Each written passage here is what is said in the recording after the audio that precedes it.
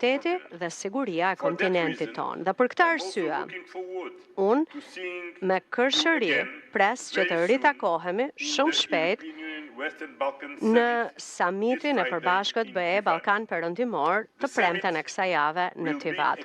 Samiti do të jetë një shenjë e qartë e vendosmërisë tonë për ta quar më tej bashkëpunimin ton dhe për të ecur më tej në këtë punë që është bërë për zgjerimin e Bashkimit Evropian. I dashur Edi, ti ke një traditë që do thotë që gjithmonë më propozon dhe më rekomandon letërsinë shqipe. Tashmë kam lexuar librat e Lea Ypit dhe librat e Kadares i kam në listën e librave që do të lexoj si vjet në verë. Të falenderoj për këto rekomandime, sepse në fakt më ndihmojnë që ta kuptoj më mirë Shqipërinë, por gjithashtu më kujtojnë edhe një gjë tjetër, që ne kemi një histori të përbashkët, një histori të gjatë që gërshetohet me njëri tjetrin, kështu që sot ne jo vetëm që reflektojmë për këtë histori të përbashkët, por po formosojmë edhe të ardhmen tonë të përbashkët europiane. Faleminderit shumë.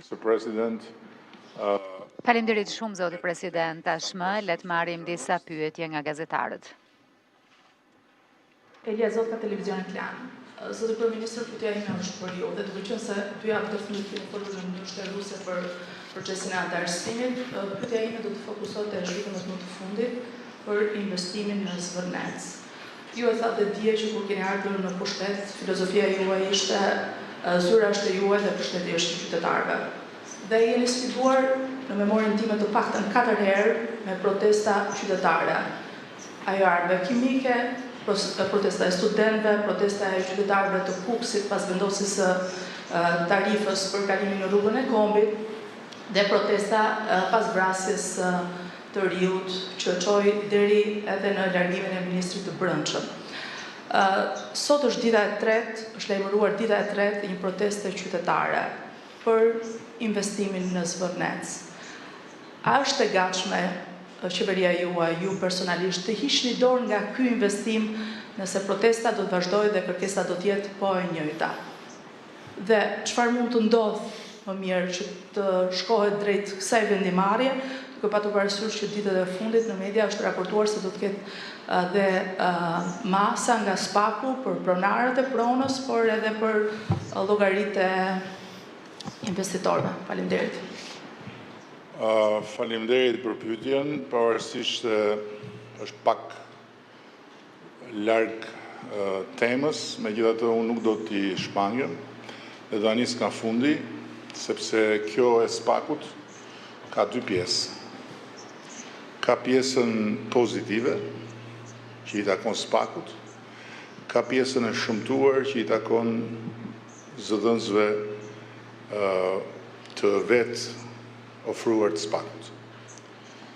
Pjesa pozitive është pjesa e hetimit mbi origjinën e një pasurie. Për sa kohë ky është një problem i ngritur, me të drejtë apo pa të drejtë, këtë nuk e dim, por i ngritur dhe pastaj i shumë përfolur, aq më tepër për sa kohë kjo përfolje lidhet me një hetim të nisur për sa i takon subjektit, është shumë pozitive që Spaku ta hetoi origjinën e kësaj prone.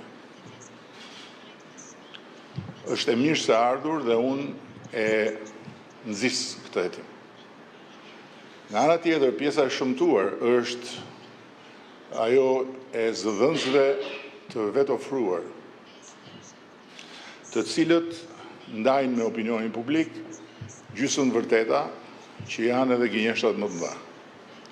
Pasi investitorët, të cilët sot janë zotrusit e pronës, bazuar në legjislacionin shqiptar, duke ndjekur të gjitha procedurat që parashikon legjislacioni shqiptar, janë investitorë me një reputacion të pa diskutueshëm, burimet financiare të cilëve për të përcjell pagesën tek zotrusit e pronës, se nuk është janë disa zotrus pronës sipas titujve të pronësisë, se atyre referohemi, janë investiguar si të gjithë rastet e tjera, por në këtë rast edhe më imësisht nga agjencia jonë e pastrimit parave, që nuk është një agjenci që vepron si një ishull, por është një agjenci që vepron në koordinim me partnerët ndërkombëtar dhe kanë rezultuar totalisht legale dhe të ardhura nga institucione financiare me reputacion global,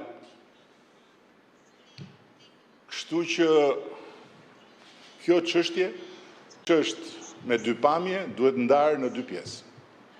Investitorët janë tërësisht në drejtën e tyre, bllokimi i transaksionit nga ana e tyre është tërësisht arbitrar dhe negativ, ndërkohë që pastaj bllokimi i kalimit të parave tek pronari, për të cilin ka dyshime, është një çështje absolutisht në të drejtën e organit hetimor. Dhe madje, unë e konsideroj këtë pozitive edhe për një aspekt tjetër. Sepse në këtë rast, investimi vazhdon, me pronarët e vetë të rinj dhe të ligjshëm, dhe në rast se hetimi nxjerr një tjetër origjin prone, ata që e pretendojnë apo që kanë të drejtën asaj prone, fare mirë mund të marrin ato para dhe të gjitha palët janë të lumtura, përveç palës që ka mashtruar, në rast se ka mashtruar, po këtë dhe tregon hetimi. Kështu që do t'i bëja thirrje edhe një herë zëdhënësve të vetofruar që të mendohen disa herë përpara se të shkruajnë gjysmë të vërteta, sepse në këtë rast nuk cënojnë thjesht disa investitorë, cënojnë Shqipërinë. Cënojnë Shqipërinë, pasi dihet se kush janë investitorët, të cilët janë njerëz me reputacion dhe mbi të gjitha njëri prej tyre është njeri që për arsye krejt të tjera shikohet nga gjysma